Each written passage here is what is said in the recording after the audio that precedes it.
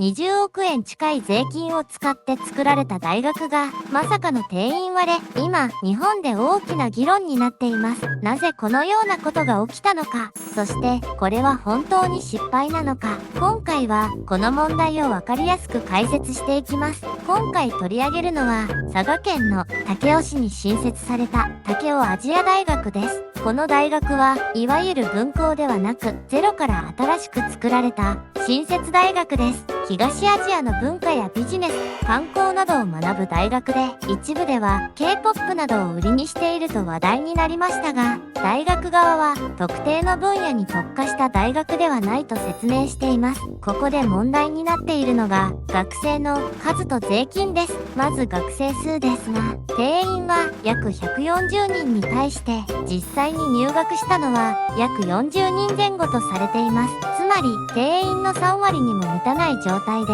大学としてはかなり厳しいスタートです。そしてもう一つが税金です。この大学を誘致するために武雄市と佐賀県が出したお金は合計で約20億円規模と報じられています。かなり大きな金額ですよね。ここで疑問に思う人が多いのが、なんでそんなにお金を使って大学を作ったのかという点です。結論から言うと、目的はシンプルです。それは過疎化を止めるためです。地方では今、若者がどんどん都市に流れていっています。高校を卒業すると、福岡や東京、大阪に出て行き、そのまま戻ってこない。これが一番大きな問題です。そこで自治体は考えます。じゃあ地元に大学を作ればいいのでは？大学があれば、毎年18歳の若者が入ってくる。地域でお金を使う。アルバイトもする。場合によっては、そのまま就職して定住する。つまり、人口減少を止める一つの手段になると考えたわけです。だから、今回の約20億円は、運営費というより、校舎の建設やインフラ整備など、いわゆる先行投資として使われています。ここまで聞くと、なるほど、理屈はわかる、と思うかもしれません。ですが、問題はここからです。実際には、学生が集まらなかった。これが全てを難しくしています。本来は140人集まる前提で作られた大学に約40人しか来ないとなると、授業料収入が足りない、運営が苦しくなる、将来的に継続できるのか不安になるという状況になります。ここでよくある疑問が、じゃあこの大学は潰れるのかという点です。結論から言うと、すぐに閉鎖される可能性は低いと考えられています。なぜかというと、一度入学した学生を卒業させる必要があるため、いきなり閉鎖ということは基本的に難しいからです。ただし、この状態が続けば、数年後に募集停止、他大学との統合、最悪の場合は廃校といった可能性も指摘されています。そしてもう一つの大きな疑問、もしうまくいかなかった場合、誰が責任を取るのか？これについては、法律的な責任は大学を運営する学校法人が負うことになります。ですが、実際に議論になるのはここです。自治体が出した税金は基本的に回収は難しいとされています。つまり、結果によっては市民の負担だけが残る可能性もあるということです。ではここで多くの人が思う疑問。この20億円、他のことに使った方が良かったのでは？これは非常に重要な視点です。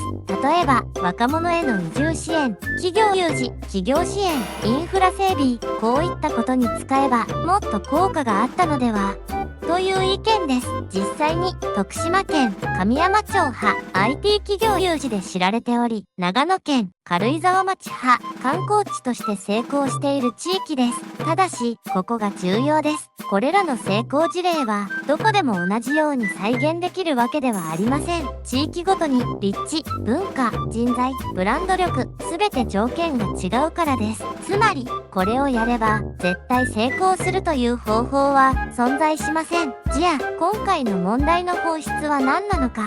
それは、大学を作ったことそのものではありません。本質は、人が集まるという前提が外れたことです。大学という戦略自体は、地方創生の中では珍しいものではありません。ただし、前提が崩れた瞬間に大きなリスクが表面化する。これが今回のケースです。最後にまとめます。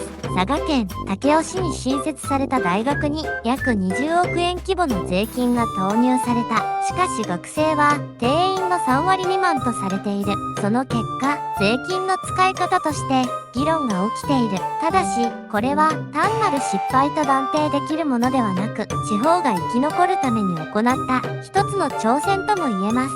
そして、どの政策にも共通して言えるのは、成功すれば評価され、うまくいかなければ批判されるという現実です。あなたはこの問題をどう思いますか？